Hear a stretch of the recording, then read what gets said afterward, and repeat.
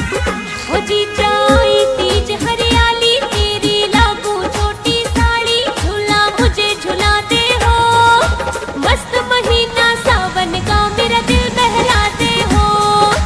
मस्त महीना सावन का मेरा दिल बहला दे हो। ओ दिल्ली शहर से तू आई साली कर दूं शाही बाग में लेके जाऊंगा। दे दे झोटा खुश कर दूं तेरी कसक मिटाऊंगा। दे दे झोटा खुश कर दूं तेरी कसक मिटाऊंगा।